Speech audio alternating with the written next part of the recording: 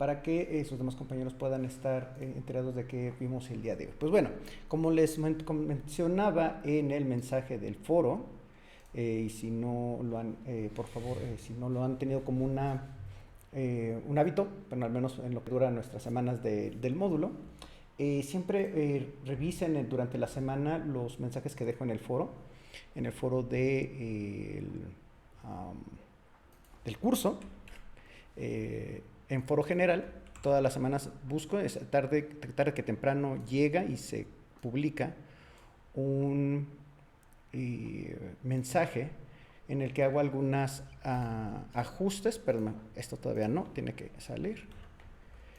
Un segundo, porque empezó a... Es un poquito loco mi computadora. Ahí está, listo. Perdón, una disculpa por el embrollo. ¿Dónde estamos? Aquí está. Sí, los mensajes del foro general, en los que de repente, bueno, no de repente, busco que semanalmente hacer algunas acotaciones sobre las instrucciones de las actividades. Esto definitivamente no cambia las instrucciones que ya existen dentro del módulo, pero a veces considero que son importantes hacer algunas aclaraciones. La de esta semana me parece muy importante, que es identificar o hacer una diferencia entre lo que conocemos como historia clínica y que es el examen mental. En este caso, se hizo una aclaración en su momento y me parece una muy buena pregunta. Es qué hacemos, por ejemplo, con estos casos en los que no tenemos la información, no estamos ahí para la persona, para poder hacer ciertas observaciones, cosas que no, digamos, no se preguntarían en un examen mental, sino que se observan. Es importante que nosotros hagamos preguntas hacia nosotros mismos sobre cómo podríamos detectar o identificar esos elementos del examen mental, ¿no? Más allá de identificar como una etiqueta, ponerle un nombre a una cierta forma de ritmo, a cierta forma de pensamiento, de comunicación o de conducta no verbal, eh, es dónde tenemos que voltear a ver, ¿no? Es decir, tenemos que voltear a ver su aspecto, qué parte de su aspecto, qué parte de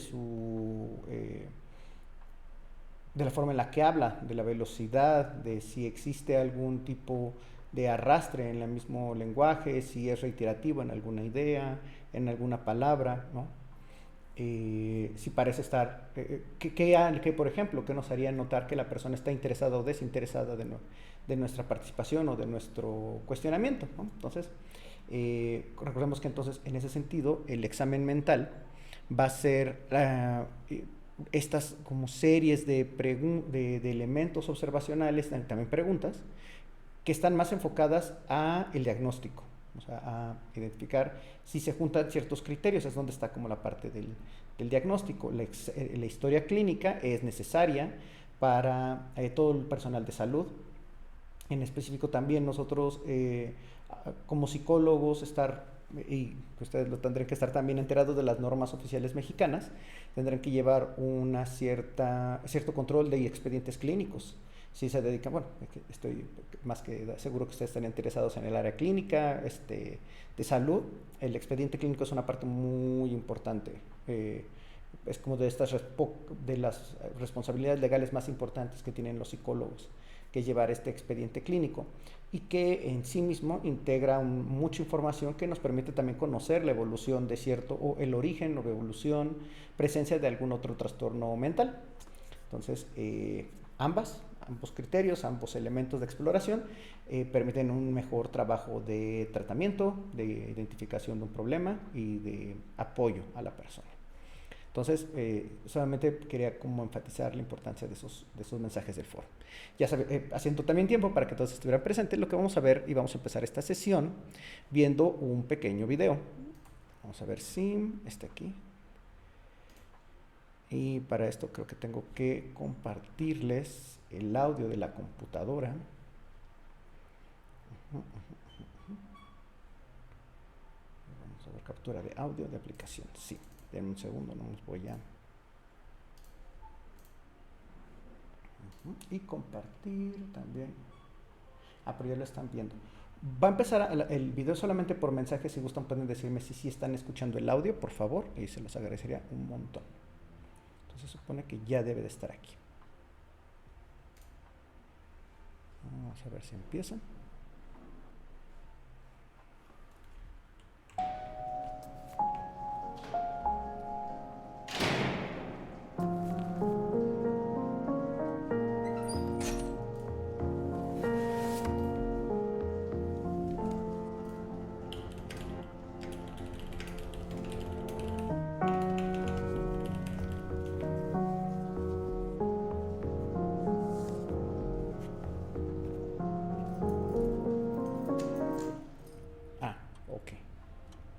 Qué bueno que me comentan que nos escucha para que pueda. Ah, ok, gracias por avisar. Déjenme ver si es con esta opción de compartir, transmitir el audio. Vamos a tenerlo que ver así.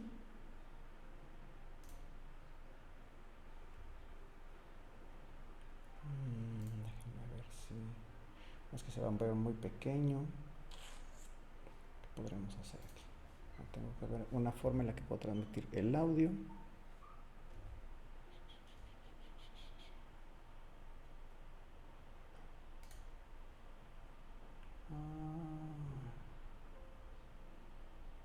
Share, solo quiero el audio.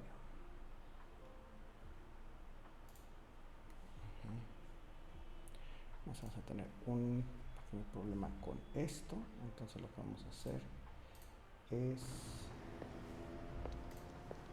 cambiar a nuestra cámara para colocarlo en una forma de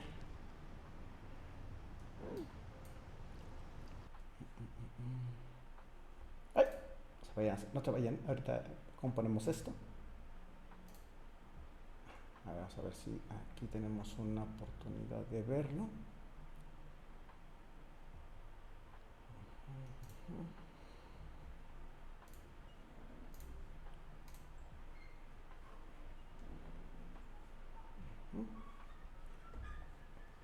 Creo que desde aquí ya van a poder escucharlo.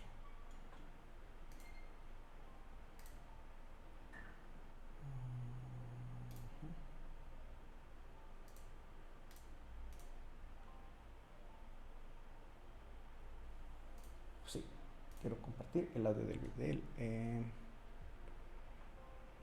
El audio. Muy bien. Solo un poquito más grande para que ustedes puedan verlo. No creo que va a tener que quedar un poquito así, que lo puedan ver así en este tamaño. Solo les voy a pedir que veamos un poco sobre lo que nos propone el mismo video, sobre cuál es el comportamiento del personaje principal, ¿no? Entonces vamos ahora sí, esperando que todo salga bien ahora sí.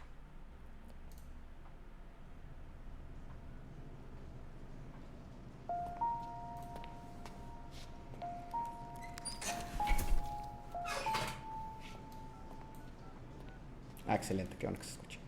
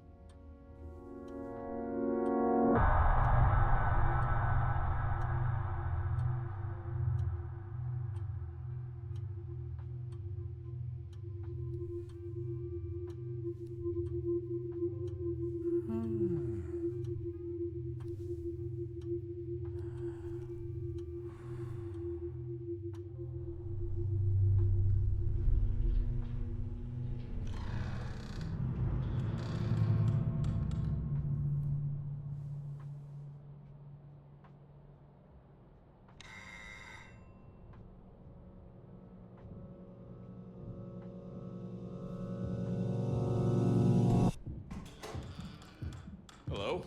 Can I help you?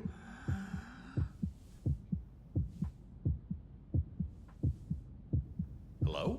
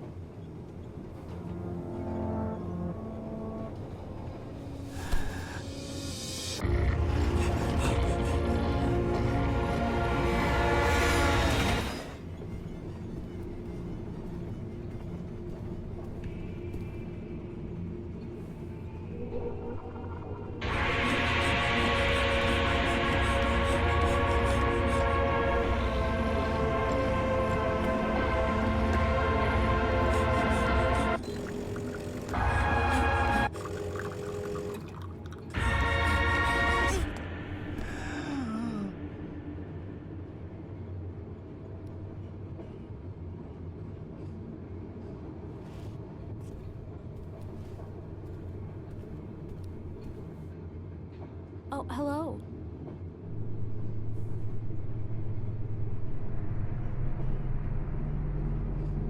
Happy belated birthday. Yes.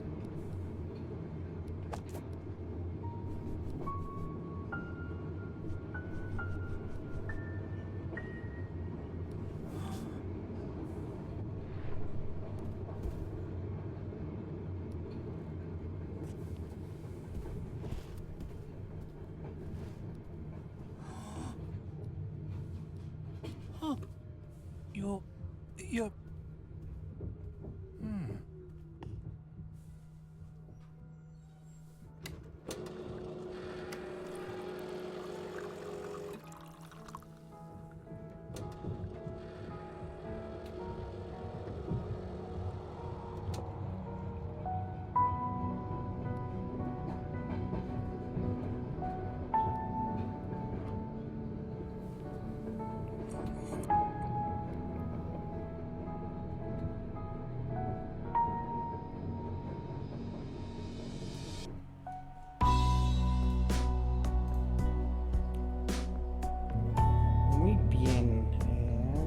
a recuperar nuestra transmisión habitual. Vamos a dejarlo por un momento. Si gustan, puedo compartirles. Bueno, les voy a compartir en el chat de la misma reunión el enlace para este video si quieren volverlo a ver. Se llama, en español se llama, pero la leche también es importante, ¿no? Quisiera que tomáramos unos minutos justo antes de empezar a hablar sobre el tema o los temas que tenemos que tratar el día de hoy. Pudieran compartir un poco qué vieron ustedes, qué les llamó la atención, qué les despertó un poco este video. Y mientras voy a volver a compartir para vernos otra vez. Sí, Share Sound, qué raro que estaba aquí el Share Sound, pero no entró. Pero bueno. Ahí está, ya estamos otra vez. Pueden participar abriendo su micrófono, no hay respuestas correctas o incorrectas, todo es bien recibido, todas las observaciones. Ok, nos dice María que el miedo hace perder oportunidades. ¿Quién más quiere participar? Para eso son este tipo de videos. Digan. Que parece que tiene fobia social, ¿no? Esta cosa como de... ¿qué cosas hacía el personaje para decir, eso parece fobia social? Ok. En exceso tímido. Muy bien. ¿Qué más?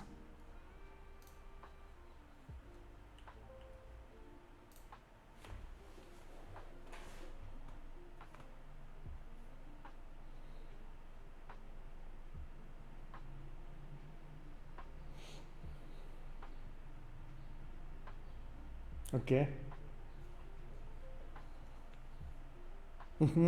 Justo, ¿no? Que es lo interesante de que representaba esta cosita como esponjosa, ¿no? Parecía que de repente lo animaba y hasta le hacía la maldad de invitar a todos a su cumpleaños. Muy bien, muy bien. ¿Algo más, Esme?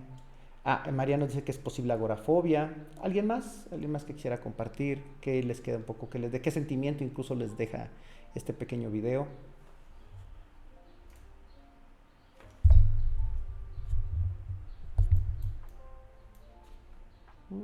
A través del mensaje pueden aprender su micrófono como ustedes lo deseen. Hola Blanca, buenas tardes.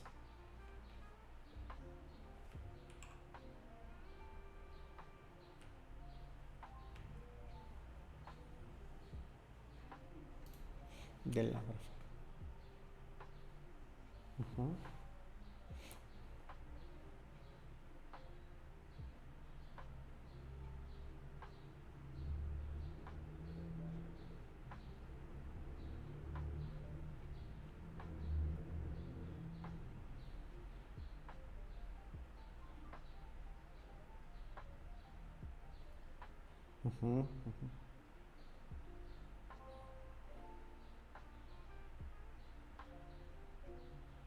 Sí, la representación de su ansiedad, ¿no?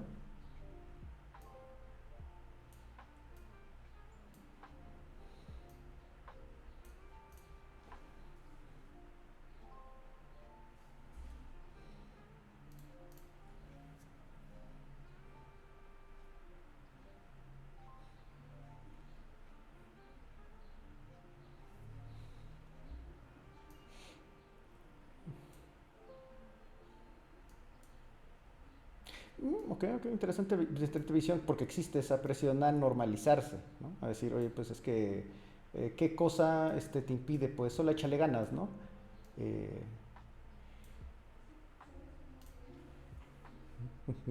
Estefanía nos dice, es curioso cómo trata de huir de su malestar tomando un tren. ¿Por qué te parece curioso, Estefanía, si nos pudieras como ampliar? Blanca, muchas gracias. ¿Alguien más? ¿Alguien más que les haya dejado una sensación, que hayan como cambiado, como bien nos dice Blanca, su percepción? Adelante, Ruth.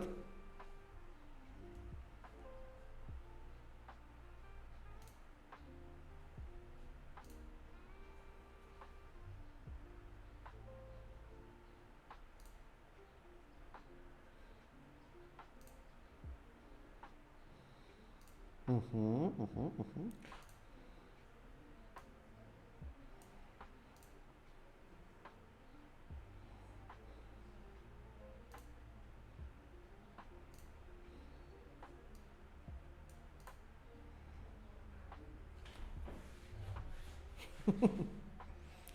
Sí.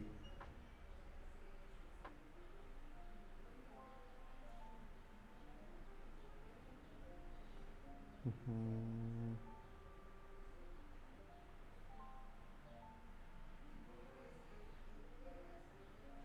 Ok, lo aleja, puede reducir sus oportunidades, festejar, incluso hasta... ¿Alguien notó lo que pasó al principio? Yo sé que a lo mejor como, como los problemas de video no permitieron como dejarlo bien, bien observarlo bien, pero ¿se dieron que cuenta qué pasó al inicio del video?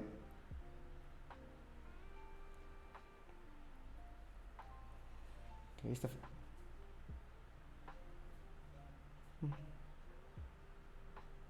así es, murió alguien.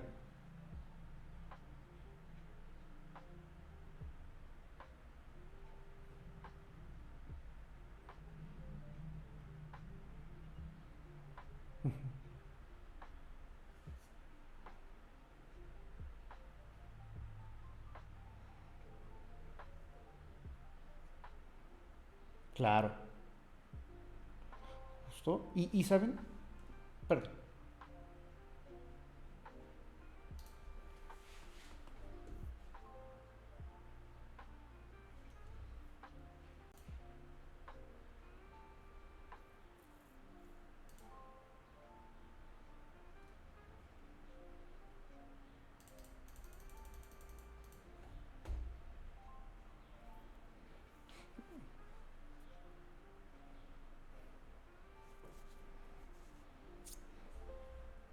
Ujú.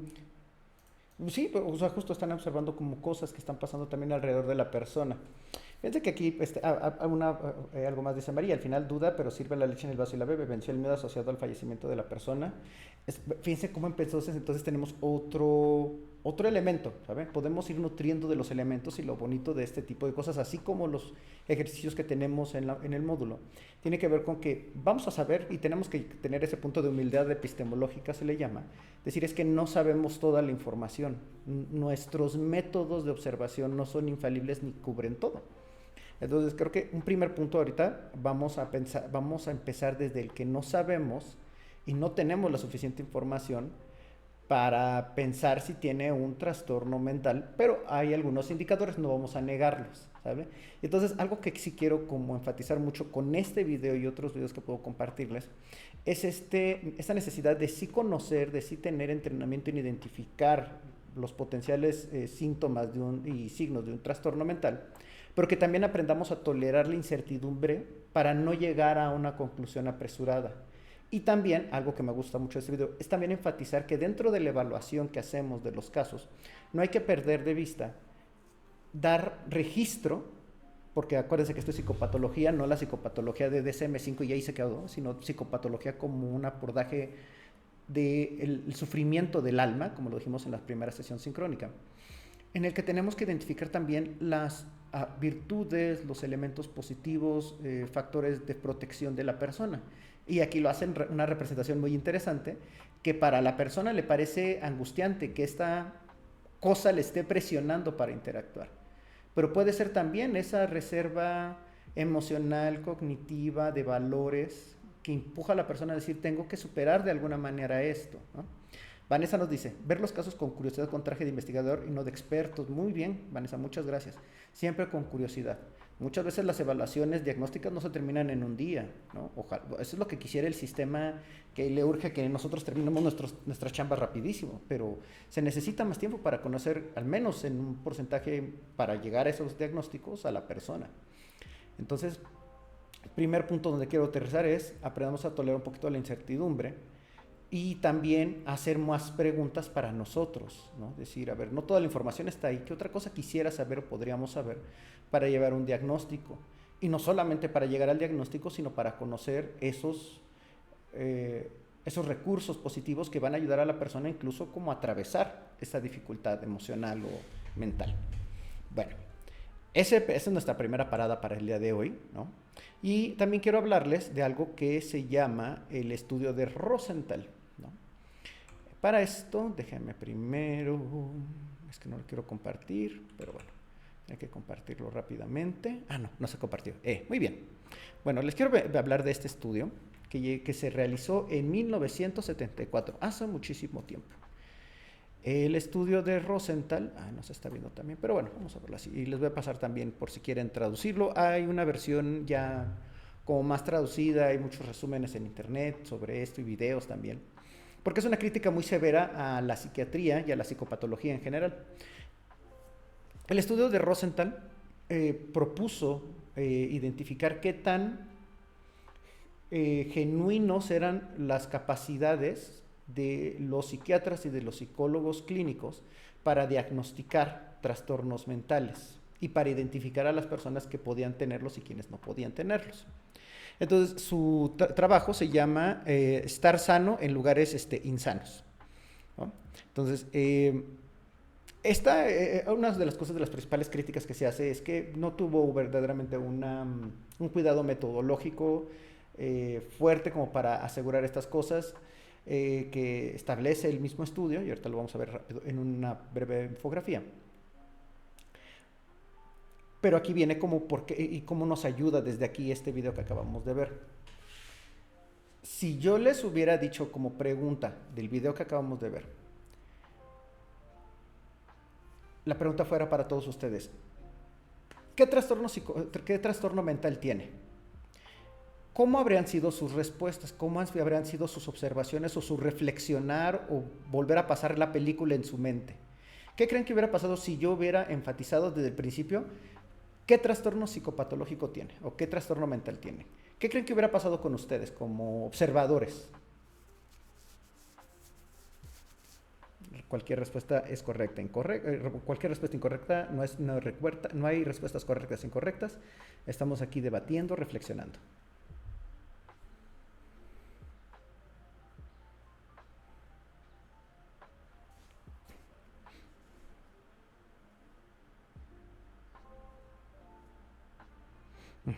Ok, ¿alguien más?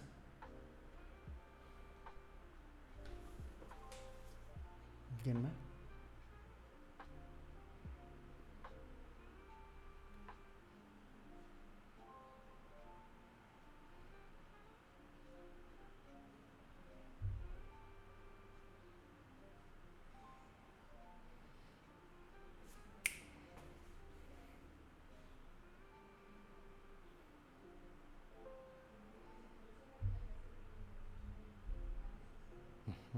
Justo, ¿no? Ya de por sí que estamos en una sesión sincrónica de algo que se llama psicopatología, estamos de alguna manera inclinados a ello, ¿no? Es decir, tengo que ponerme mis lentes de psicopatólogo para la clase de psicopatología.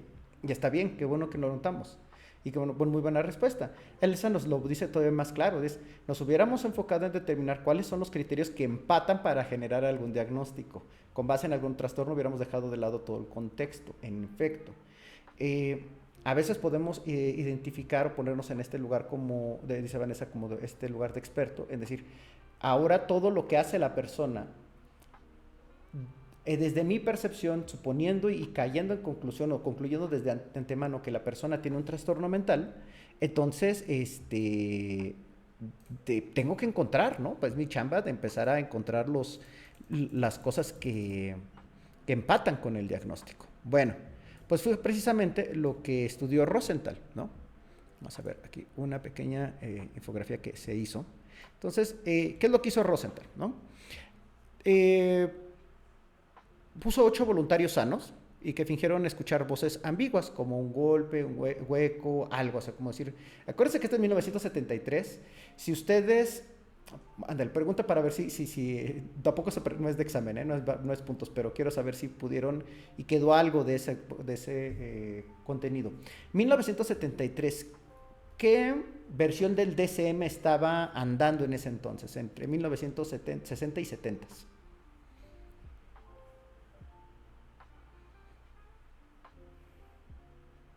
El 2.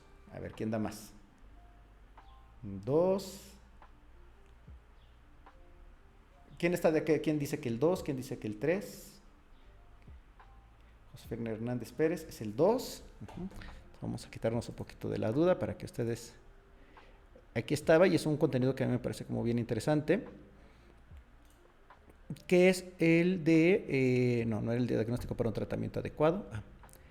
Tiene que ver con la historia de los sistemas de clasificación diagnóstica y estaba por ahí empezando todavía el 3. Ah, no, el 68 estaba el DSM-2, en efecto, y todavía faltaba años para el DSM-3. Bueno, pero entonces entendamos y recordemos que este es un avance lento el que ha ido la psicopatología.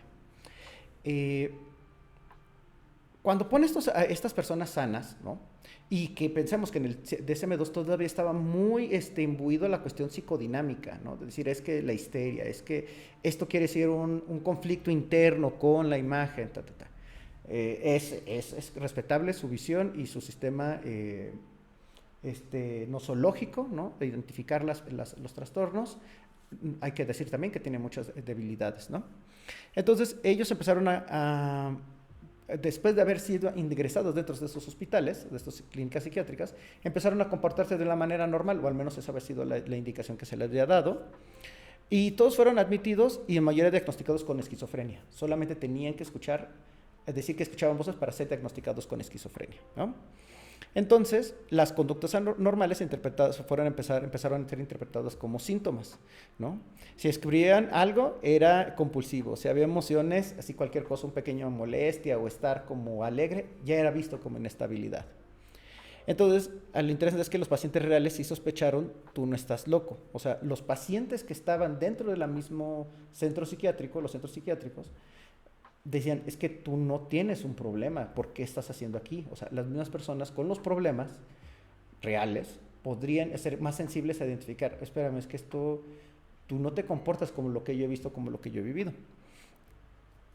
Entonces, aquí viene un giro como medio macabro del asunto, en el que pues hubo una respuesta enérgica por los hospitales aludidos y por la comunidad psiquiátrica, en el que dijeron, no, es que esto está muy mal hecho, es que esto es una afrenta, claro que esto hubiéramos dado cuenta. Rosenthal después dijo, bueno, entonces vamos a repetirlo, vamos a mandar a las personas y vamos a llevar a que a que ustedes vuelvan a intentar identificarlas. Y entonces los hospitales tiempo después dijeron, pues los identificamos a los que mandó Rosenthal y ya los liberamos. Y lo curioso es que después Rosenthal dice que ese es como es por eso que queda como muy anecdótico en cierta manera el asunto, la cuestión de decir, pero nosotros no enviamos a nadie, no hemos enviado a nadie y ustedes ya liberaron a personas suponiendo que no tenían o que eran los enviados o las personas que iban a fingir tener un problema de salud mental, ¿no? Entonces, hay una idea de que, pues sí, efectivamente hay datos que no son, que no tienen esa fortaleza metodológica y que, pues sí, pudieran haber sido falsos, ¿no? O tener como estos sesgos positivos o de que sí, yo estuve ahí, que sí vi cómo las personas que fingían no eran como sobreinterpretadas. Pero sin embargo, sí tiene un factor o que se le ha llamado el efecto Rosenthal, y o sea, esto sí es una cuestión que sigue siendo útil hasta el día de hoy. El efecto Rosenthal es empezar como a encajar todos los comportamientos de una persona dentro de una etiqueta diagnóstica ya establecida. ¿Qué puede pasarnos a nosotros como profesionales de la salud mental si, por ejemplo, llega un caso con nosotros y que dice, es que yo fui diagnosticado con TDA desde tal edad, ¿no? O con trastorno, con distimia o depresión crónica? Pues es muy probable que nosotros empecemos como a querer encajar cosas, ¿no? Así de, sí, claro, esto debe de ser la distimia. Claro, es que tú tienes estos retos, es que tú tienes estas dificultades. Y eso puede precisamente, como habíamos visto en la primera sesión, las etiquetas pueden limitar mucho la agencia y la posibilidad de las personas a establecer pues, una capacidad interna para la respuesta y la adaptación que requiere la superación o al menos la gestión. Recordemos que hay muchos trastornos mentales que no tienen como tal una cura, sino que se gestionan. Entre ellos, por ejemplo, las neurodivergencias como el espectro autista, el TDA, muchos tipos de trastornos bipolares, o bueno, la mayoría del trastorno bipolares no se cura, se gestiona, ¿no? Se va manteniendo ahí. Entonces, un poco la idea es que ahora que vamos a hacer, o que estamos en medio de esta importancia de los diagnósticos, a saber que existen muchas críticas todavía hacia ellos, ¿no? Hacia el DSM-5, hacia el CIE, especialmente el DSM-5, que nos hablan de que es la mejor herramienta que tenemos al día de hoy para hacer este trabajo de diagnóstico e investigación, pero no es la mejor herramienta, ¿no? Es la mejor, pero no es la mejor que existe. Definitivamente lo mejor que tenemos es el trabajo multidisciplinario y el entrenamiento y actualización de los profesionales de la salud mental. Esa definitivamente es la mejor herramienta que se tiene para mejorar y tener el mejor acercamiento a la enfermedad mental. Entonces, les comparto el PDF del estudio de Rosenthal por si quieren leerlo. Recuerden que tiene muchas críticas actualmente, ¿no? Entonces, sí saber que, y tendemos que, yo sé que ya muchos de ustedes ya pasaron por metodología estadística 1 y 2. Es importante que siempre tengamos esta noción de que esos conocimientos de metodología, de estadística, son los que nos permiten decir, esta evidencia como que no se oye tan bien, está como medio cuchareada de esos datos, diría. ¿Hasta aquí alguna duda, alguna pregunta, alguna opinión acerca del efecto de Rosenthal? ¿Ustedes cómo lo escuchan? ¿Qué opinan? ¿Han pensado que podría pasar, ¿no? ¿O cómo creen que podremos evitar, ¿no?, caer en ese efecto de Rosenthal? O sea, de decir, sí, ahora veo que todo lo que tú haces es propio del diagnóstico que traes. María nos dice que todo claro. ¿Alguien más que quisiera participar?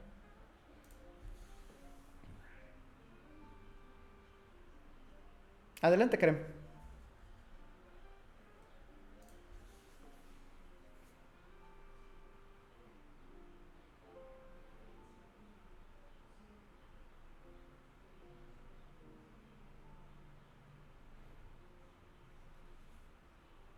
Uh-huh.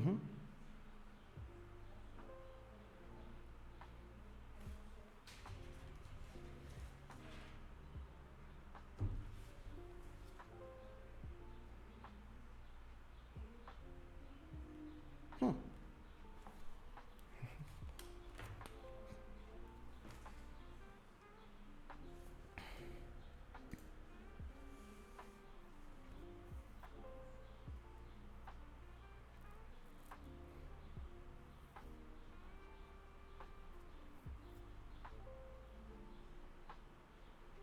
Uh-huh. Bueno, eso, ¿no? Pues, comillas, yo por eso hago profesional entre comillas, ¿no? Porque eso es lo que nos debe de permitir la humildad, ¿no? De eso que vamos a detentar, pensando, estando seguro que todos ustedes tendrán su título y sabrán que su título solamente es una parte de una formación más amplia que requiere el psicólogo y la constante actualización.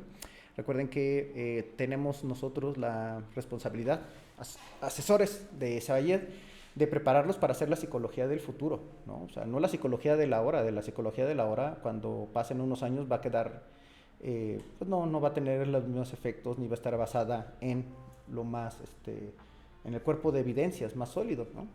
Entonces, sí, personas que no se actualizan, ¿no? Personas que todavía siguen utilizando criterios diagnósticos de épocas pasadas, ¿no? O que no han abierto un DSM-5, ¿no? Y que tienen años y vamos a decirlo así, como por la experiencia, por la edad se pensaría que tienen una mejor capacidad para el diagnóstico y el tratamiento, y resulta que no necesariamente, ¿no?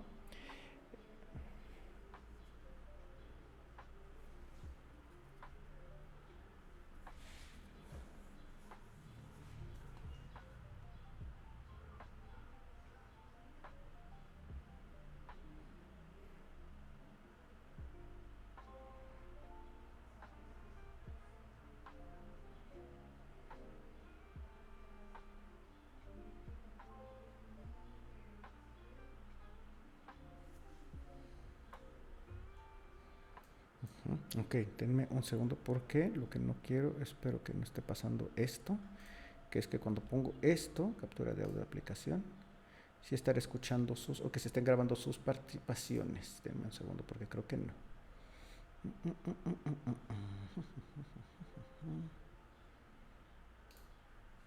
Ok, uy, sí, creo que no. A ver, bueno, ahorita vamos a seguir probando para ver si se están grabando porque creo que no se graban por aquí. Estoy utilizando otro programa para la grabación del video, entonces una disculpa si no se compartieron las participaciones, pero creo que pues también es importante que ustedes estén aquí para poder como compartirlo, ¿no? Aunque no se fuera grabado, pero un poco repitiendo lo que lo que acaban de compartir, es eso, ¿no? Los sistemas de salud, precisamente, están cada vez más saturados, menos apoyados.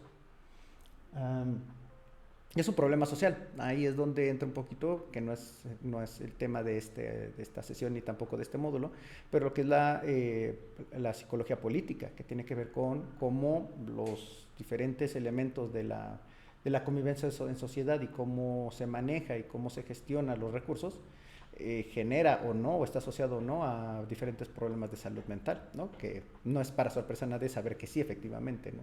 Un mal manejo de un sistema de salud produce malas experiencias y puede hasta incluso agravar ciertos procedimientos o padecimientos mentales, ¿no? Vanessa nos dice, siento que es algo muy humano que caigamos en eso porque estamos analizando desde nuestra percepción, que creo que se puede ir entrenando con conocimiento y experiencia, pero creo que es algo que va a seguir ocurriendo. Ok, sí, definitivamente va a seguir ocurriendo. Nuestra misión es que pase lo menos posible, pero también hay un elemento que es, en definitiva, central para ustedes, ¿no? Dentro de la psicopatología, sobre todo de la psicopatología, frente a estos retos, que ustedes sepan la importancia del acompañamiento, de la supervisión, de estar siempre haciendo un trabajo interdisciplinario, ¿no? De compartir con colegas de manera externa o interna a una institución. Tengo este caso, tengo esta experiencia, podría ser, no podría ser. El trabajo multidisciplinario con psiquiatría, medicina, otros colegas que nos permitan más información, ¿no? Al final la información es importante, pero no es tan importante, curiosamente, porque lo que sabemos es que para cualquier tipo de terapia, cualquier tipo de tratamiento psicológico, el factor transdisciplinario, o sea, transteórico, o sea, que no importa qué tipo de terapia es, tercera generación, cognitivo-conductual, sistémica, conductual, psicoanálisis, la que tú es, el principal factor que apoya la recuperación es la comunicación con la persona, o sea, con el terapeuta. El que nosotros estemos interesados de una manera profesional por la persona, ya genera un efecto positivo, un efecto de que creo que le importo a alguien, ¿no? Y eso ya es un factor que podemos utilizar a nuestro favor en nuestras intervenciones. Entonces, sí, tenemos que irnos entrenando, conocimiento, actualizándonos y nunca dejar de estar cerca de otros compañeros terapeutas y compañeras terapeutas. Bueno, esa fue la tercera parada. Ahora vamos a la siguiente.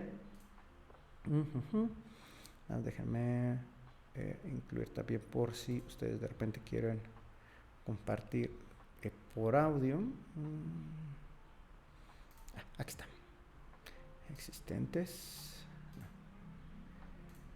Okay. No, esta no es. Deme un segundo.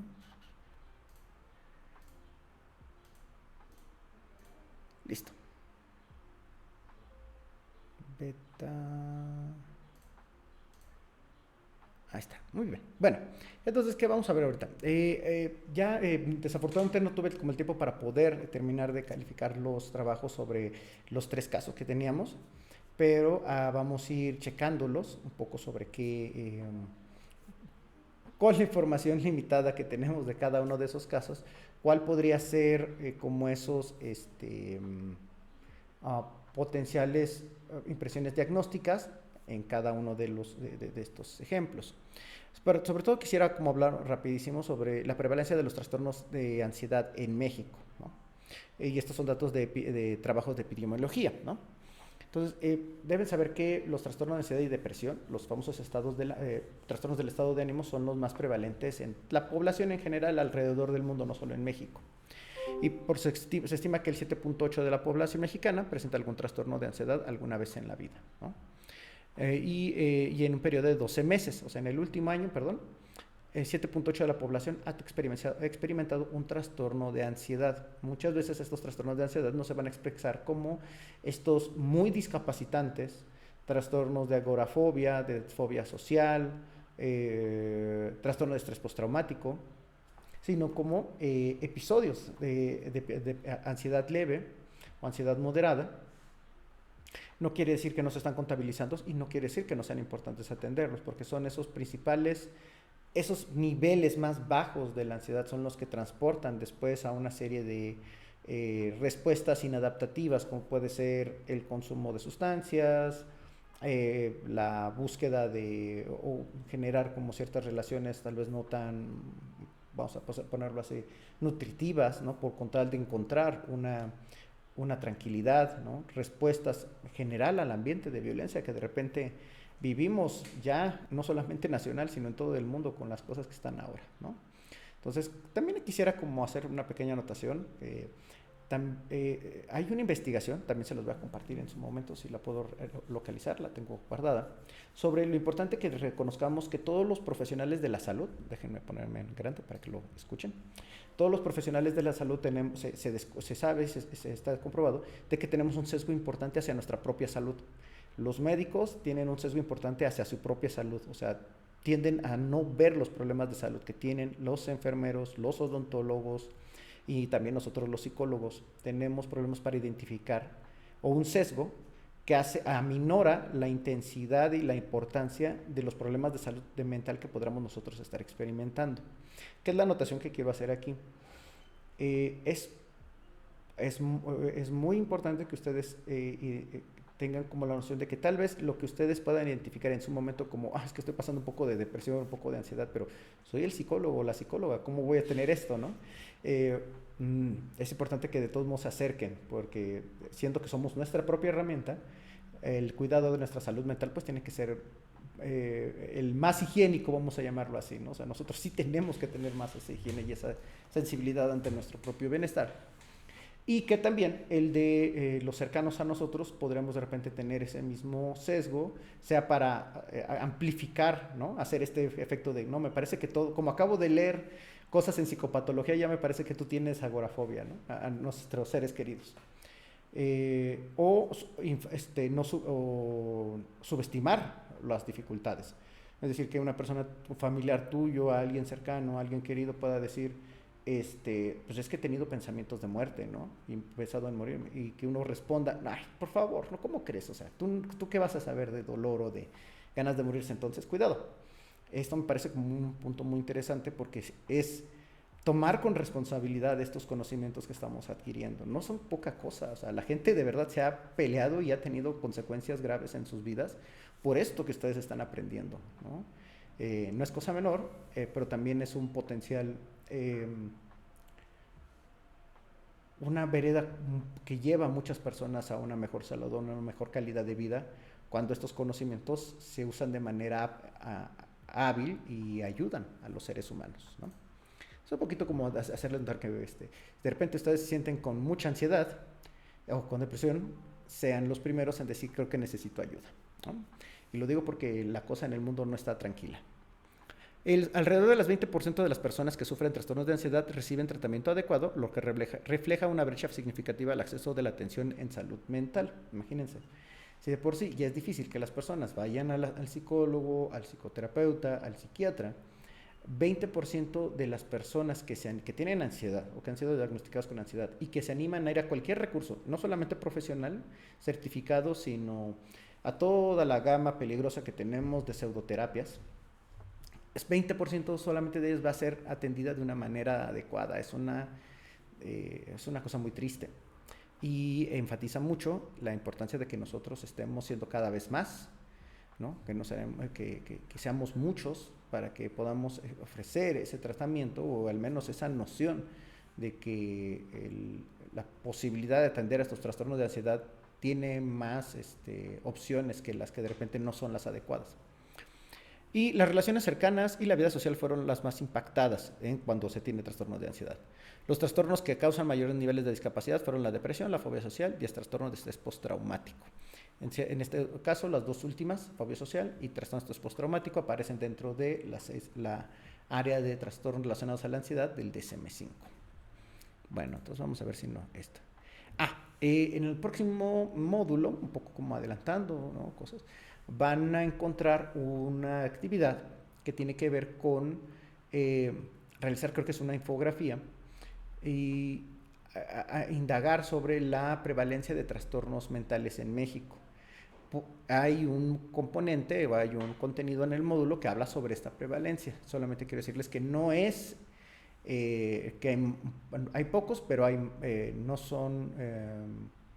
podemos utilizar más fuentes precisamente para identificar cuál es la prevalencia de los trastornos mentales actualmente en México. No se han hecho, bueno, hasta apenas hace poco se publicó la nueva ENCODAT, ¿no? La Encuesta Nacional de Consumo de Alcohol, Tabaco y otras drogas, que podrá ser como el esfuerzo más cercano que tenemos actualizado a un ejercicio epidemiológico sobre trastornos de salud mental, aunque se supone que junto con esos datos se recogieron datos sobre salud mental, trastornos de salud mental. Entonces esperemos que pronto veamos se publiquen esos datos por parte del gobierno sobre cómo estamos en la prevalencia, ¿no? de estos trastornos. No obstante, hay otros esfuerzos metodológicos como la identificación de los DALIs, ¿no? O que son los años de vida ajustados por discapacidad, porque creo que es importante que ustedes conozcan que existen estas nociones de cómo medir los trastornos mentales, porque esta esta forma de medirlos, toma en cuenta de que muchos de los trastornos mentales no son mortales, ¿no? O sea, no vamos a morir necesariamente porque tengamos un diagnóstico de depresión, ni por un trastorno de esquizofrenia, ni por un trastorno limítrofe de la personalidad, pero vamos a vivir muchos años con discapacidad, ¿no? O sea, como estábamos viendo, lo que decían ustedes al principio del video, o bueno, al ver el video, es que pues, no se está muriendo, pero la persona empieza a perder capacidad de reacción, adaptación, posibilidades, acompañamiento, que también van a tener un impacto en su salud general. Y algo que sí está relacionado a los trastornos mentales es que son proclives a reducir la cantidad de años. Entiéndase a través de, por ejemplo, los dos casos más obvios. Por un lado, la depresión aguda o grave puede llevar a el suicidio, ¿no? También los trastornos de ansiedad graves, el suicidio, algunos casos de trastorno bipolar o de esquizofrenia pueden llevar al suicidio, y entonces morir de una manera prematura. Pero también condiciones, por ejemplo, el consumo del trastorno por uso de sustancias puede llevar a una reducción de la vida a través de otros problemas de salud mental. No es que el consumo sea lo que es el trastorno por uso de sustancias sea mortal, sino que se generan una serie de hábitos, conductas que reducen la expectativa de vida. Entonces, ¿qué son estos años ajustados de vida perdidos ajustados por discapacidad? Es tomar en cuenta cuántos años habrá vivido la persona de no haber tenido este diagnóstico, de haber sido atendido de este diagnóstico, más los años que vivió con discapacidad o ha vivido con discapacidad a partir de este trastorno. Entonces, justo como decíamos en algún momento de esta reunión, échale ganas, ¿no? O sea, pues ya, es más que suficiente. Los trastornos mentales tienen el impacto, a pesar de que no sea tan visible para otras personas, de que la persona pierde o vive con una mala calidad de vida, con una discapacidad y aparte muere más joven. Ahí sí es donde tenemos que poner el dedo en que por qué está importante atender e identificar los trastornos de salud mental, no importando de qué tipo sean, ¿no? O sea, a veces nos concentramos mucho en ansiedad, depresión, pero incluso trastornos como, por ejemplo, vamos a llamarlo el trastorno obsesivo compulsivo, que de manera caricaturizada se ha mostrado como, sí, personas que limpian mucho, ¿no? Personas que limpian mucho. No, pues un trastorno genuinamente que genera un sufrimiento terrible a las personas, en el que están pensando constantemente elementos de su vida, pasajes que son dolorosos, que puede parecer muy caricaturizado esta cuestión de hacer como algunos rituales, pero que en otros casos genera un sufrimiento indecible, ¿no? Entonces, incluso esos trastornos, que por más curiosos que se vean, son cosas que generan discapacidad y reducen los años vividos. Bueno, entonces vamos a irnos Elsa regresó. Entonces, bueno, aquí ya les estoy adelantando un poco como la calificación. Si ustedes ya lo pusieron de otra manera, vamos a hacer un poco de ejercicio de autoevaluación. El caso 1, que se dio en la actividad anterior, es de Laura, una estudiante universitaria de 21 años. Y entonces es preguntarles, ¿quién de ustedes identificó a Laura como una persona con un trastorno de ansiedad o fobia social? de ansiedad social o fobia social. Somos actualmente 12 participantes, bueno, 11, descontándome. ¿Quiénes de ustedes identificaron de manera correcta con los elementos? Si estamos en una cosa de incertidumbre todavía, pero con los elementos que se les dio, ¿cuántos de ustedes habrán identificado a Laura como una persona con un posible trastorno de ansiedad social?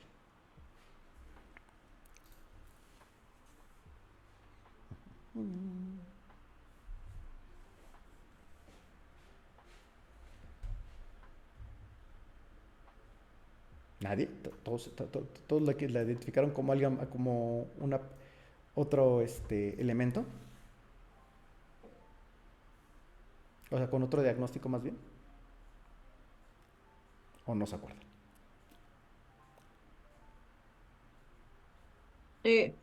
Bueno, es que como la actividad fue en equipo, pero Ujú. sí, bueno, nosotros sí pusimos que justo Laura tenía ansiedad social, fobia social. Ok, por ejemplo, nos dicen que por ejemplo también puede haberse identificado con depresión mayor. Vamos a ver, qué criterios diagnósticos iba cumpliendo, ¿no?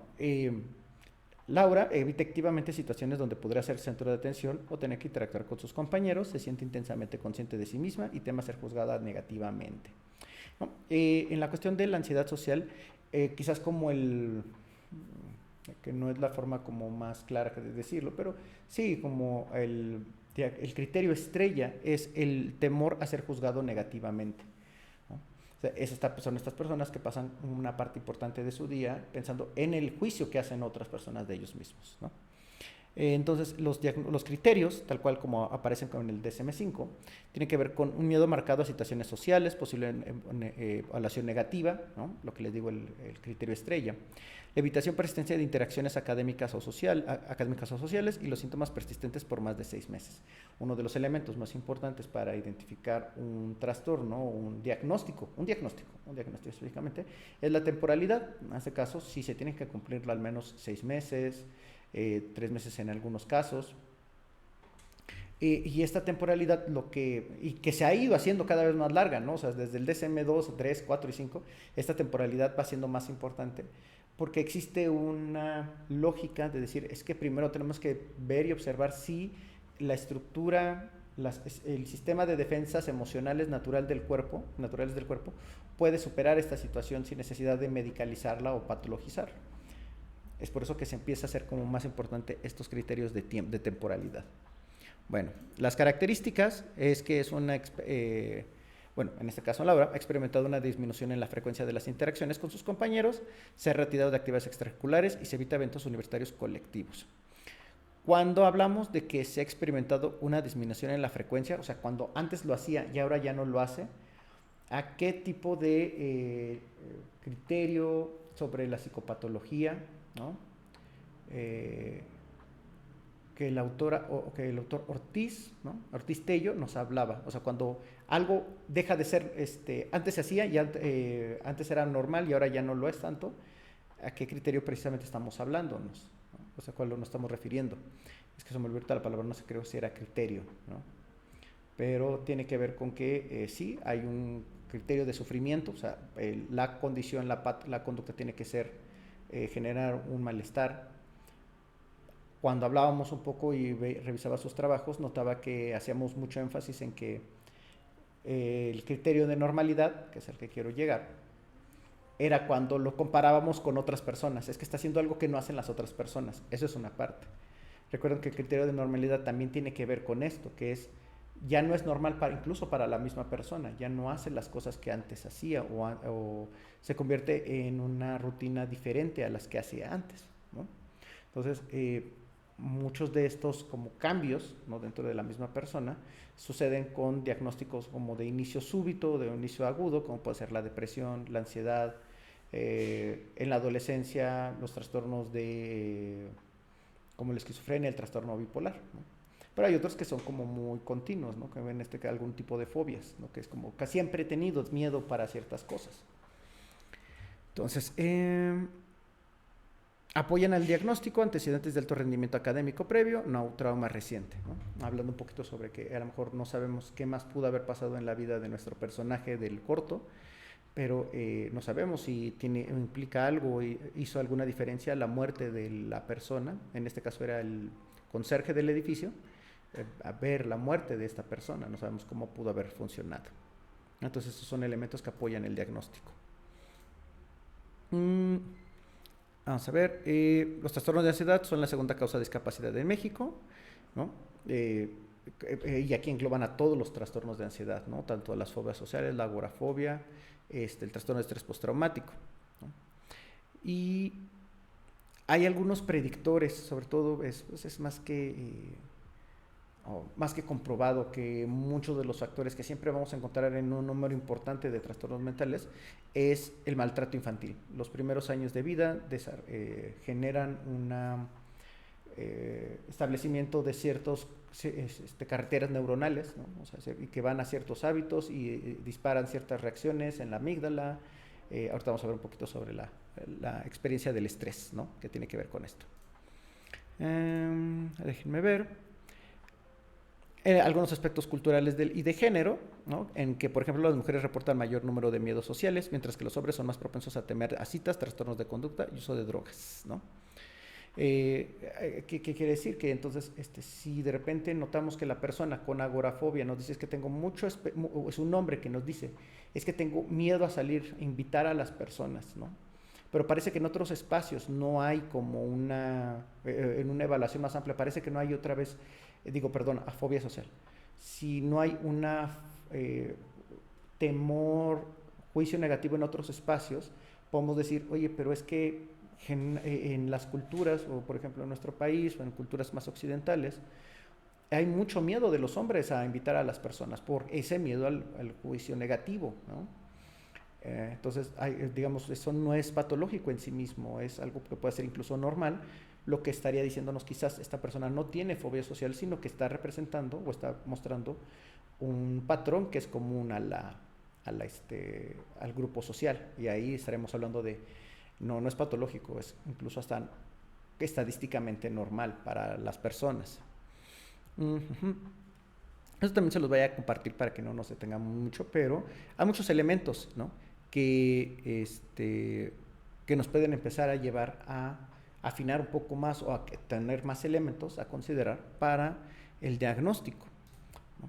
Entonces vamos a pasar al de Andrés. Bueno, entonces ahí quedó que Laura tiene un trastorno de ansiedad social, por lo que sabemos. O sea, también veamos que tenemos solamente una hoja. Quizás deberíamos de generar materiales un poco más, y no dudo que lo hagamos en su momento, más inmersivos, con más elementos. El siguiente caso, que como les decía, es el de Andrés. ¿Ustedes qué diagnóstico le pusieron? Yo sé que es en equipo, pero como equipo, ¿qué habrán recordado? ¿Qué recuerdan de cuál fue el caso número 2 y qué diagnóstico pusieron? O sea, ¿con qué lo identificaron?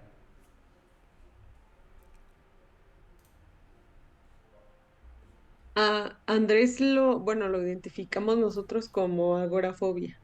Agorafobia. ¿Algo que les haya hecho notar la agorafobia o que les hayan optado por la agorafobia? A ver, permíteme tantito, profe. Claro, adelante, pues si quieres ver sus tareas, chéquenlo. Yo, profesor, pues es Adelante, Ruth. el aislamiento, que ya se les estaba dificultando estar en las aulas o en los lugares públicos o en lugares cerrados o en el transporte público. Era una de las principales situaciones que le estaban ya generando ansiedad. Justo. Muy bien. Si quieren compartirlo. Y Josefina también nos dice que agorafobia. Fíjense que eso es algo como interesante, que es y también quiero hablarlo como la herencia de los demás del sistema DSM, cómo ha ido arrastrando cosas de las que ya no podemos librarnos porque incluso es como más sencillo para las personas, para los profesionales en salud. Si fijan, la fobia social y la agorafobia, en este caso, en efecto, lo que nos llama el diagnóstico de agorafobia es esta necesidad de nuestro personaje Andrés de evitar lugares públicos y auditorios, ¿no? La experiencia, ¿no? Aquí nos dice Josefina como un trastorno de pánico, que sería como, necesitaremos más información para identificar si es el trastorno de pánico. Nos remite a que todas son experiencias de miedo, de ansiedad, ¿no? pero que lo que pasa realmente es como que el estímulo aprendido, el estímulo asociado cambia. Vamos a irnos muy conductuales, si quieren verlo así, ¿no? Bien conductuales, es decir, la experiencia física es la misma. No hay, ¿qué quiero decirles? El trastorno de ansiedad y la fobia social y la agorafobia no crean un tumor diferente que hace que se active de manera distinta el sistema nervioso.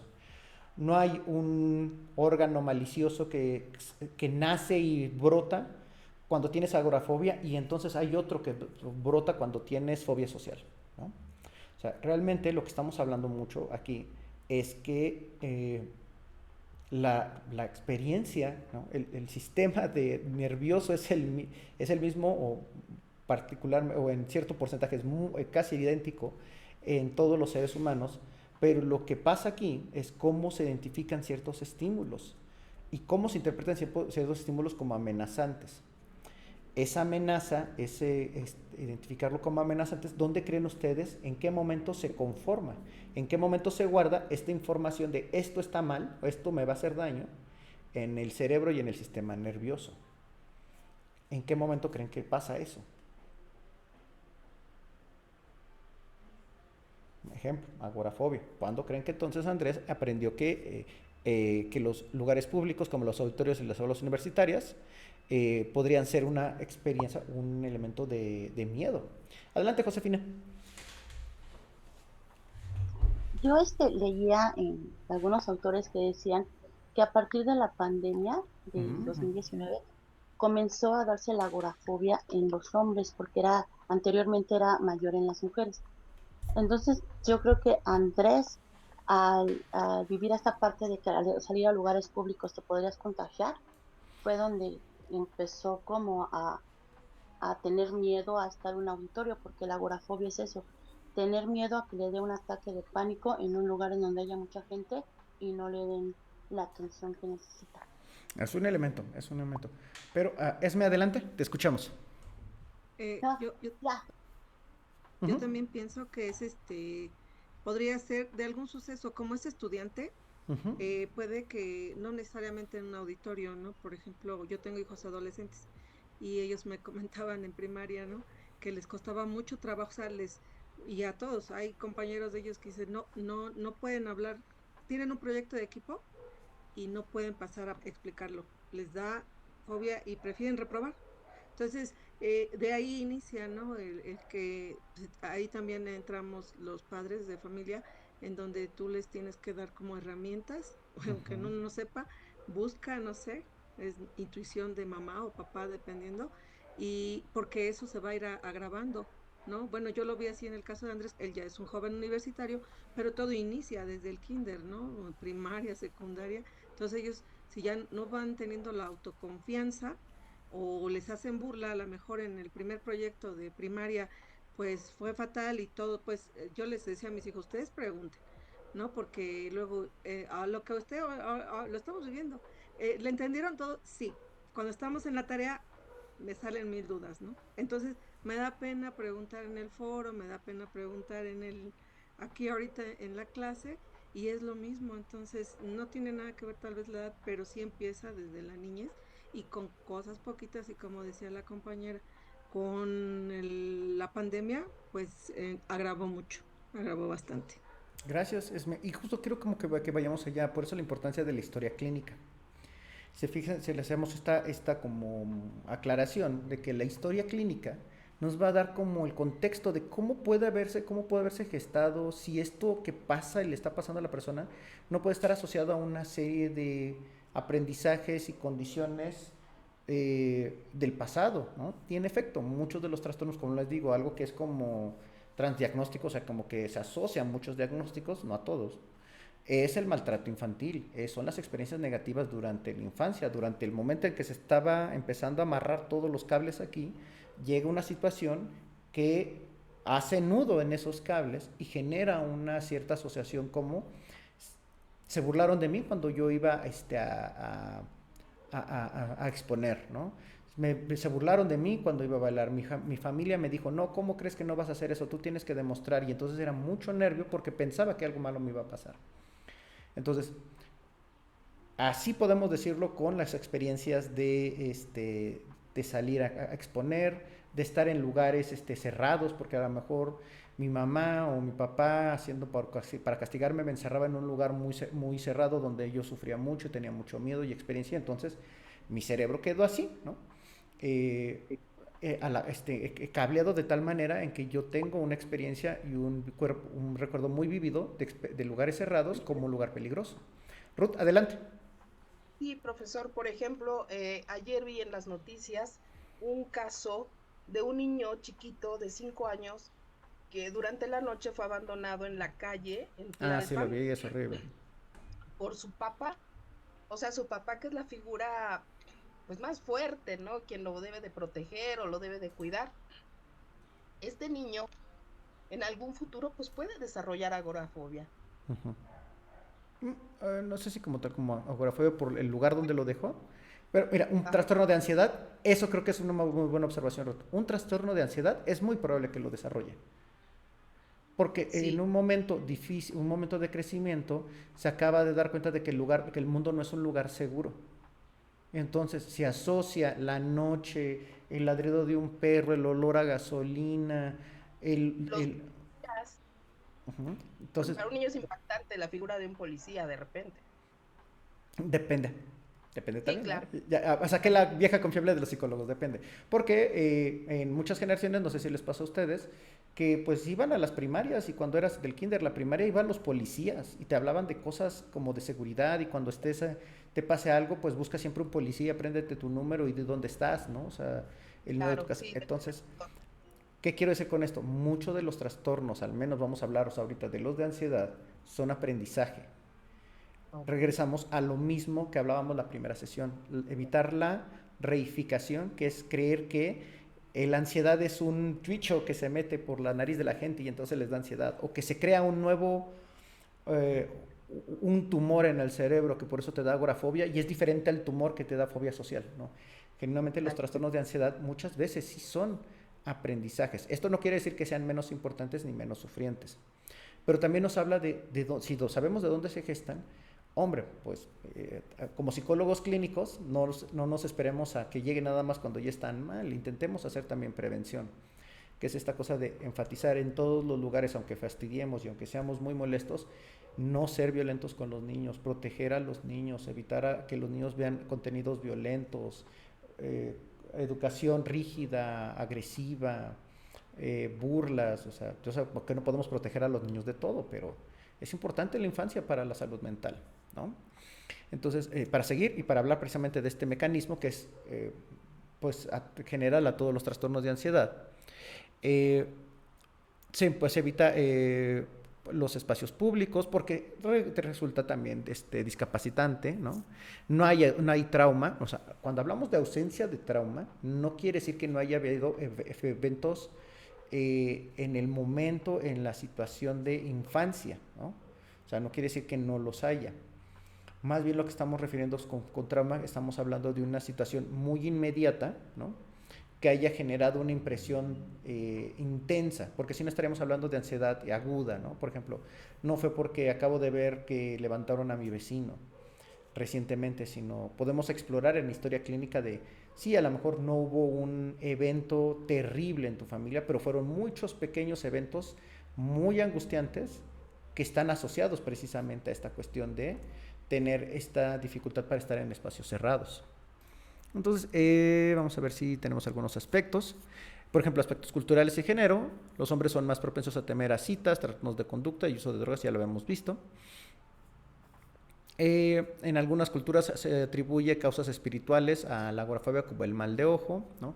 No dejemos de lado que esas explicaciones culturales, autóctonas o de pueblos originarios son igual de valiosas porque son sistemas de conocimiento distintos al nuestro, pero son igual de valiosas. Y puede haber un lugar de comunión entre esos lugares, ¿no? Entonces, quizás más adelante, si nos volvemos a ver, podemos hablar de que es los movimientos de medicina integrativa, ¿no? Y de psicología integrativa, donde no nos peleamos con que, esos son supersticiones, sino decimos, ok, ¿qué de esta superstición puede ser entendida desde desde el modelo que yo replico de psicopatología, ¿Y qué puedo yo aprender para atender a esa comunidad respetando esas visiones originarias, ¿no? Vamos a ver. Y bueno, y ahora sí, para el último. ¿Qué le pusieron al último caso, antes de que lo pase? Al de Juan, al del oficinista. ¿Fue trastorno de ansiedad generalizada? Trastorno de ansiedad generalizada. ¿Alguien puso algo diferente? ¿Ansiedad generalizada?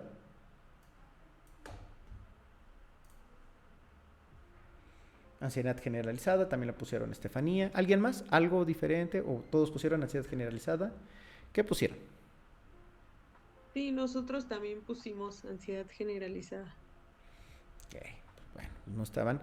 Acuérdense, con lo que sabemos, con lo que nos da de información, sabiendo que hay muchas cosas que desconocemos, podemos sospechar de un trastorno de ansiedad generalizada.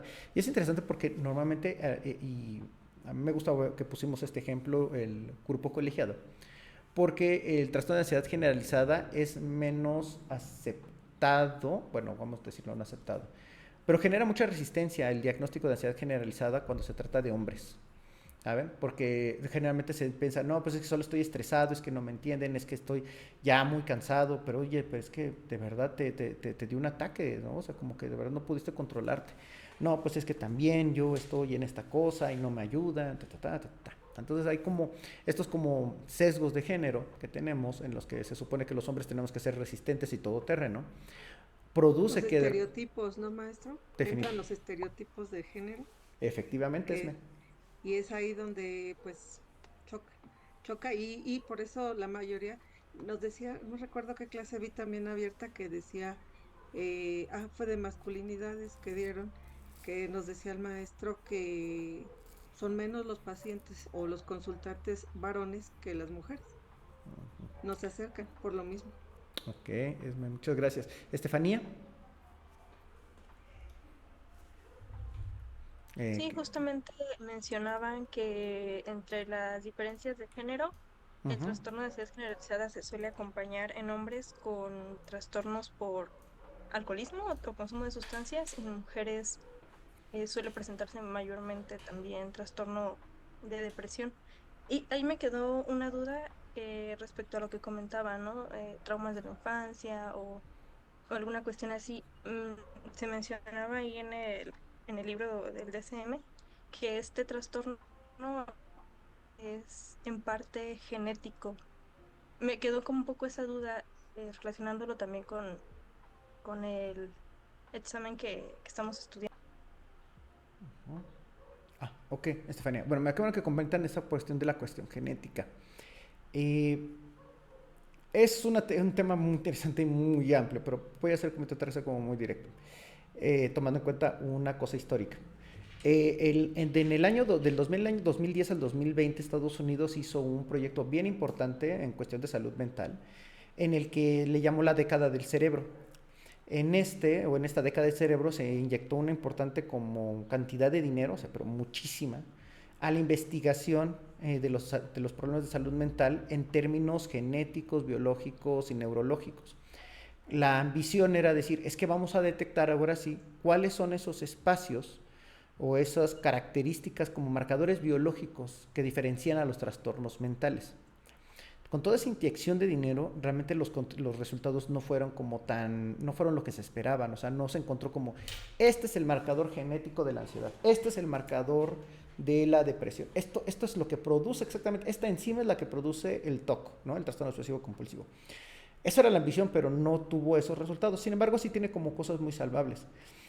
Una de las principales es que se descubrió que efectivamente cosas como el alcoholismo, la ansiedad, la depresión no son necesariamente transmisibles, ¿no? No es como un lunar, ¿no? Que yo tengo un lunar y mi papá tiene también ese lunar, sino que empieza a existir una predisposición genética al temperamento y a la reactividad del sistema nervioso.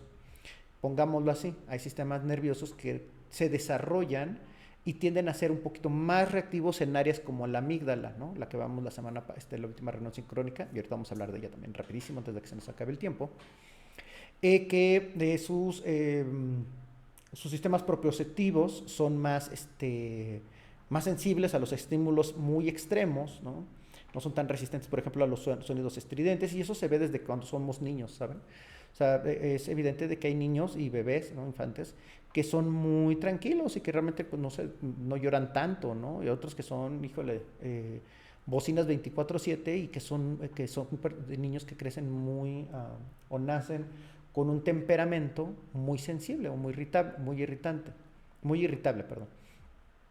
Cuestiones como la microbiota, que es una de las grandes áreas que yo les invito a que, si quieren ser, otra vez, psicólogas del futuro, tenemos que empezar a integrarnos también en esta parte, porque se sabe, no es que sea así como que, wow, tampoco vamos a inflarlo y decir, oh, el gran descubrimiento, pero empieza a haber como evidencias interesantes de que la cantidad de microorganismos que tenemos en nuestro intestino está muy conectado con nuestra salud mental, ¿no? Tal vez una forma muy sencilla o muy burda de explicarlo es en la medida en que nosotros tengamos predisposición a la gastritis, ¿no? Por una serie de aminas y diferentes cantidades de capacidades de degradación de los alimentos, vamos a ser más susceptibles a ciertos estados de ánimo y por lo tanto a ciertos estados y interpretar o vivir ciertas situaciones de vida como más estresantes. ¿Con esto qué quiero decir? Lo que llevamos ahorita, Estefanía, es que hay muchas condiciones genéticas que se transmiten de cuerpo a cuerpo, generación a generación, que sí están relacionadas a nuestra salud mental de manera indirecta. Lo que fracasó, entre comillas, estos programas de la década del cerebro fue en encontrar que, mira, es que aquí es por donde se pasa la depresión, ¿no? La depresión es transmitible por esto. Y existe esta predisposición genética a un sistema nervioso más susceptible, pero que si vivimos en una campiña de Suiza, verde, nuestro trabajo es muy sencillo, nuestras relaciones sociales son muy duraderas, pues aunque tengamos la más grande predisposición para las adicciones, no vamos a tenerlo, ni para la depresión. Pero si vivimos y crecemos en ciertos lugares de México, donde alcohol 24/7, violencia 24/7, conflictos familiares 24/7, pues se va a expresar de la peor manera esas vulnerabilidades. Entonces, respuesta corta, sí hay una transmisión genética, o sea, hay como factores genéticos, pero no son necesariamente directos para el trastorno mental, ¿no? Entonces, espero haber respondido esa pregunta, pero como se dan cuenta es algo bien interesante. Bueno, ¿por qué decimos que de repente los hombres pueden caer en esta cuestión del trastorno de ansiedad generalizada sin darse cuenta y sin ser diagnosticados?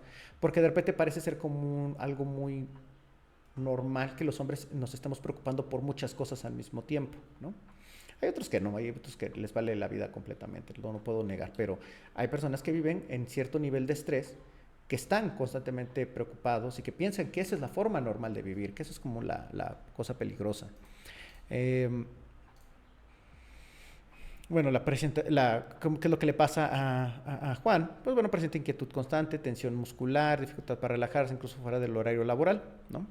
Si ustedes de repente entran, conocen a una persona o en su práctica clínica, identifican a una persona que está pensando fuera del trabajo, fuera del horario de trabajo, no es un signo necesariamente de ansiedad generalizada, pero es un pésimo marcador de salud mental, ¿no? Y tiene dificultad para concentrarse en el trabajo y está inquieto constantemente, ¿no? Bueno, ya vimos un poquito sobre las prevalencias y el desarrollo del trastorno de ansiedad generalizada. Pero fíjense, una cosa importante es que la edad media de inicio es a los 30 años. Tienen una edad de aparición más tardía en otros trastornos, ¿no? O sea, no es algo que empieza como desde la juventud, sino es algo que empieza a desarrollarse cuando ya somos, digamos, como más adultos, ¿no? Pero una vez más, la ansiedad generalizada, la agorafobia y la fobia social corren por la misma carretera, vamos a llamarlo así, ¿no? Que es el sistema nervioso. Porque ya se nos está acabando el tiempo, vamos a irnos directamente a esta última y ahorita les comparto esto de Genially, esta presentación. Y entonces, ¿qué es lo que les quiero hablar aquí? La estructura clave en la respuesta del estrés y ansiedad, o las estructuras claves, es, como les decía desde la sesión pasada, pensemos siempre en términos de sistema nervioso, ¿no? Somos un cuerpo, no tenemos un cuerpo, somos un cuerpo y este cuerpo reacciona, no podemos evitarlo. Espérenme, déjenme ver si aquí le puse, no le puse las animaciones, no. Lo que quiero que sepan es que hay una recepción del estímulo por el sistema nervioso, ¿no? la parte, esta estructura que constantemente les refiero, que es la amígdala, es este centro que va identificando amenazas, o sea, está especializado en mamíferos y en nosotros para identificar entre todos los estímulos los que son más amenazantes. Y es ahí donde se va gestando estos diferentes trastornos de ansiedad. Es amenazante el espacio chico, es amenazante los perros, es amenazante las personas, ustedes escójanlo, ¿no? Pero es una misma carretera por donde se corren estas señales nerviosas y angustiantes. Lo increíble es cómo desde este hipotálamo, ¿no?, baja directamente todo una carretera del sistema nervioso hasta a través de todo nuestro cuerpo, ¿no?, a través del eje pituitario adrenal, ¿no?, que quiere decir que va desde la pituitaria hasta las glándulas suprarrenales que están arriba de nuestros riñones, que son las que liberan el cortisol, ¿no? Entonces, se liberan hormonas, la corteza prefrontal regula la respuesta, si nos funciona, qué bueno, ¿no? O sea, en esta cosa de la corteza prefrontal recuerden que los adolescentes todavía no desarrollan completamente esto, muchas personas con neurodivergencias no se desarrolla a una edad normativa la corteza prefrontal, el consumo de sustancias afecta completamente a la conexión o evita el desarrollo de la corteza prefrontal y de otras áreas, ¿no? Pero ¿por qué nos referimos tanto a esto? Porque la parte más especializada, más tardía de desarrollo evolutivo del ser humano es la corteza prefrontal, pero es también la que nos da la capacidad de toma de decisiones, análisis, es la que dice, antes de que esta parte de atrás más prehistórica tome el control, le ponemos un freno, y es lo que mostramos hacia el mundo, ¿no? Entonces, mucho de lo que nosotros conocemos como reacciones intensas, exageradas, medio patológicas, muchas veces tiene que ver con esta desregulación. A lo mejor yo tengo una corteza prefrontal increíble, soy una persona muy inteligente, muy capaz, serena, ¿no? Pero mi amígdala, mi hipófisis, está sensibilizada por un pasado terrible, ¿no? Entonces yo podría ser un genio, pero de repente emocionalmente soy incapaz de controlarme, ¿no? O personas agresivas, ¿no?, que pueden ser como muy encantadores, muy tranquilos, ¿no? Pero cuando esto toma el control, parece que se convierten en otra persona. No porque necesariamente sean personas malvadas, sino porque quizás no se han dado cuenta de cómo impacta esta cuestión como más fisiológica dentro de lo que se supone es la parte lógica, ¿no? Entonces eso es algo que siempre estaremos como viendo, y yo les diría, ¿no?, tómenlo en cuenta.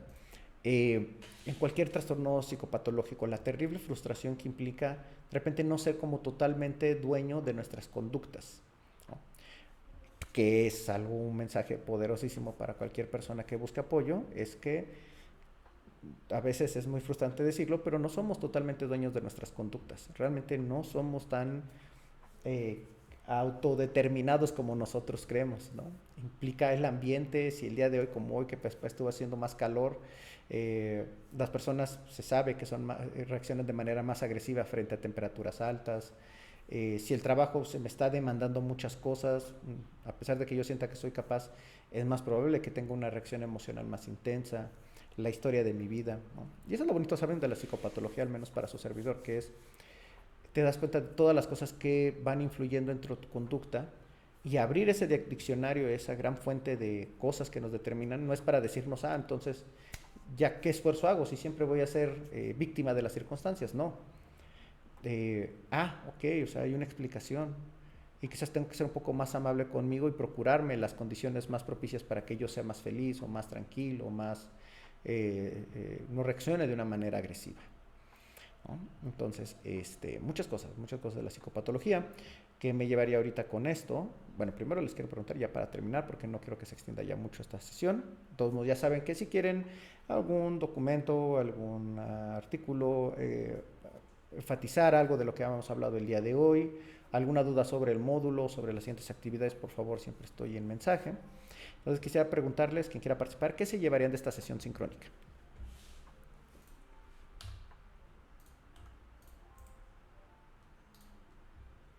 ¿Los escucho o los leo, como ustedes gusten? Pues bueno, yo La verdad, como que sí me hace mucho sentido lo que comentaba, que debo reconocer que pues sí, no sabía, no tenía conocimiento de que la ansiedad que presentemos a lo largo de nuestro desarrollo se gesta justamente en la infancia, ¿no? Con esos maltratos, con estas burlas eh, de las que pudiésemos ser, ¿cómo decirlo? Eh, Que nos exponemos a ellas, ¿no? ajá, bueno, ajá, como objetos, ¿no? De este tipo de cuestiones. Y que pues sí, justamente como bien menciona usted, hay veces que nosotros pensamos, pero es que ¿por qué, no? ¿Por qué me pasa esto? ¿Por qué me domina la ansiedad en cierta situación? Si trato, ¿no? Si uso mis herramientas o tal cosa. Y me gustaría hacer una pregunta, Ujú. que es, porque usted comentó que justo los trastornos como los bipolares y las neurodivergencias, no tienen una cura, ¿no? Nada más como que se gestan, ¿no? Se gestionan. Ajá.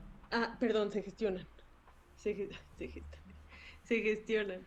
Y entonces, tratándose de ansiedades, eh, o sea, sí se cura, sí podemos como reaprender a vivir sin eso. Es interesante que justo acabas de dar con el meollo del asunto. Muchos trastornos requieren de un reaprendizaje. En inglés me gusta la palabra que se llama rewiring, que quiere decir como reencableado de la actividad cerebral. Entonces, cuando hablamos, por ejemplo, de estos como agorafobia, fobia social, estamos hablando de que sí pueden haber como muchas experiencias, factores en la infancia que pueden determinarlos. Otros como la trastorno de ansiedad generalizada, como vemos, puede ser como, bueno, a lo mejor no tuviste ese desgaste, esa identificación de amenazas a temprana edad, pero conforme vas creciendo y la situación vas haciendo que tus recursos actuales no te sean suficientes, pues el sistema nervioso, aunque sea de adulto, no quiere decir que es más fuerte, ¿saben? No es que como, ya soy adulto, entonces ya tengo que aprender a manejar la ansiedad, ya no me hace nada la ansiedad. No, vas a tenerla. Y mucha ansiedad te puede enfermar. Y entonces eso también es parte del trastorno de ansiedad generalizada. Pero recuerden, son etiquetas que están como muy basadas en observaciones, en cosas que tal vez no podemos saber del todo. No hay un método exacto. Al final, sí es importante el criterio diagnóstico. Más importante también es saber cómo atenderlo. Yo creo que te acabas de dar con una parte. Sí puede ser importante el reaprender la vida, ¿no? O sea, reaprenderla desde ahí como nos estamos manejando. Y a veces sí se necesita ese empujón extra que puede ser, pues vamos a darle oportunidades a tu cerebro de reaprender cosas nuevas. Aumentemos la neuroplasticidad haciendo ejercicio, comiendo sanamente, durmiendo a buena hora, ve al psiquiatra, veamos si nos puede ayudar un poquito como un medicamento, aquí con el psicólogo vamos a ir aprendiendo cosas, únete a grupos, conoce a más personas, o sea, es vivir de otra manera, ¿no? Entonces es como bien bonito hacer como en esta cuestión de psicopatología, no como tiene depresión, pase, ¿no? Al siguiente, ¿no? Sino decir, ¿cómo te ha tratado la vida? ¿No? Entonces, sí, reaprender es un elemento importante y en otros, como dices, como el TDAH, ¿no? Muchas neurodivergencias que ya se estableció desde mucho tiempo atrás este cableado, no va a ser la persona, no esperemos que se comporten de una manera normal, pero para aumentar sus probabilidades de ser adaptativo en este mundo que no es muy dócil con los que son diferentes, sí podemos generar otras formas, ¿no? O sea, aprender a cómo gestionar esos síntomas, pero van a estar ahí, ¿no? Por eso lo importante del autocuidado con esas personas. Pero bueno, muchas gracias por tu participación, Blanca. No sé si tienes otra cosa. Gracias, profe. No, todo bien, gracias. Y ahora, Elena, por favor, te escuchamos. Hola, buenas tardes.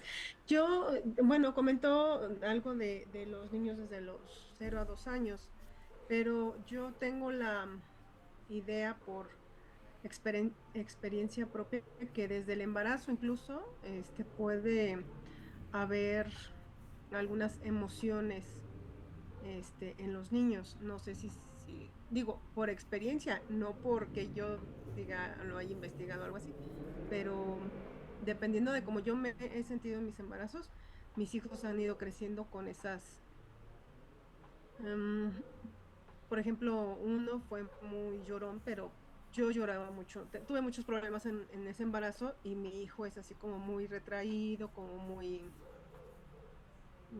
lloró mucho en esa primera etapa de 0 a 2 años. Entonces, tengo esa idea por eso. Y otro embarazo que fue totalmente diferente y pues la niña es más abierta, habla más. Entonces, bueno, quería saber de eso, si tiene algo que ver. Pues mira, yo lo que te diría sí es, puede o sea, no me parece que o sea, creo que la conclusión es correcta, o sea, sí, efectivamente, desde la cuestión intrauterina se pueden empezar a manifestar o haber factores que incidan en el potencial carácter de las personas, de los recién nacidos, pero también me preguntaría, pues, qué había más alrededor, ¿no? O sea, ejemplo, ¿no? O sea, si de repente una niña su madre tuvo un embarazo más tranquilo, pues entonces pensaría, pues llega también a un ambiente más tranquilo, ¿no? Pensaría, ¿no? O sea, entonces dice, ok, pues el ambiente moldea, los químicos moldean, o sea, todo es un resultado, no podemos decir exacto, pero sí va empujando hacia ciertos lugares. Si de repente estamos en una situación muy estresante durante el embarazo, pues a menos que suceda como un cambio afortunado de situaciones, pues a lo mejor también cuando nacen los niños tampoco es como tan tranquilo el asunto, ¿no? Entonces como, pues también esas cuestiones como no tan positivas ni para la madre ni para los niños, eso también afecta y también incide, ¿no?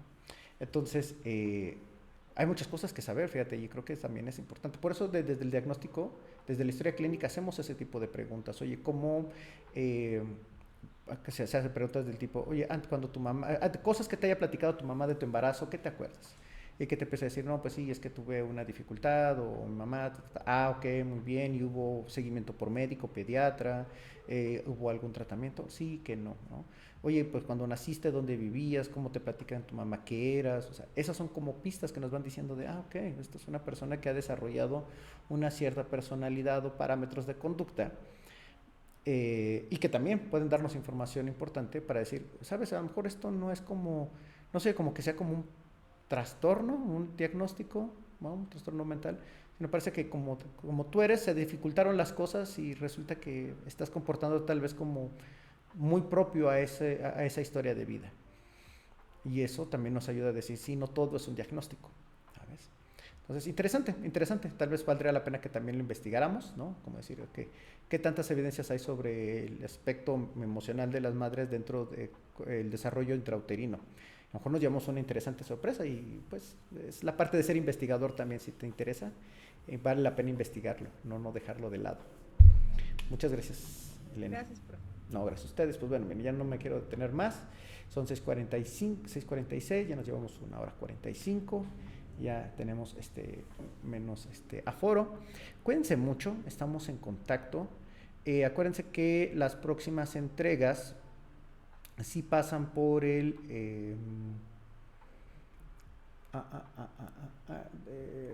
vamos a seguir viéndolas, voy a seguir mandando los mensajes al foro, dejando como revisando las instrucciones. Les pido por favor que las revisen. Definitivamente secuencia vamos y estamos intentando aterrizar esta idea de hay que practicar la observación, las preguntas, conocer el DSM-5, por qué es importante un diagnóstico clínico para una persona, pero saber que implica muchas cosas. Entonces esa es un poco la moraleja y el mensaje que les quiero dejar el día de hoy. Una vez más, cuídense mucho, que tengan buena tarde y nos estaremos viendo, si no antes, en la tercera sesión sincrónica, la unidad 3. Bonita noche y nos vemos. Muchas gracias, maestro. Bye. Bonita tarde. Gracias. Gracias.